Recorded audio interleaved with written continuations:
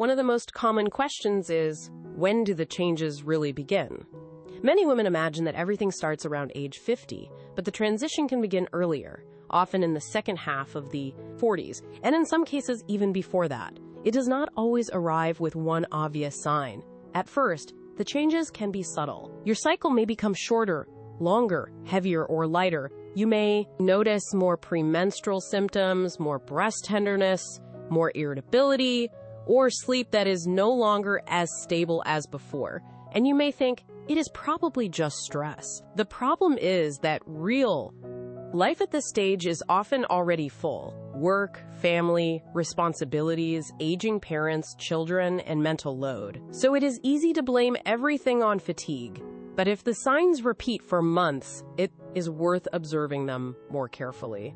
During perimenopause, hormones do not simply move downward in a straight line. They can fluctuate. That helps explain why one week you feel energetic and the next week you feel drained, bloated, nervous, or hungrier than usual.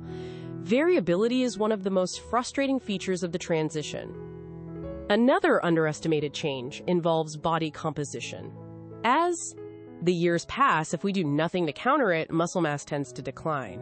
Less muscle can mean less strength, slower recovery, and a metabolism that feels slightly less responsive.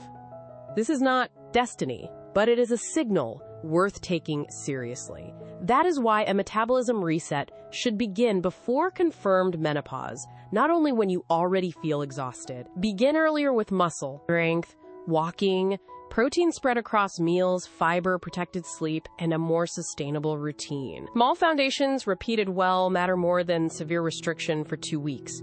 You do not need to wait for an official label to take care of yourself.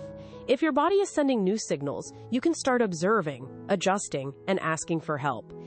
If you have unusual bleeding, severe pain, sudden symptoms, or major changes in your cycle, get medical guidance. If the signs are milder but persistent, use them as information. Stress may be part of the picture, but it may not be the whole picture. The goal is not to control every variable.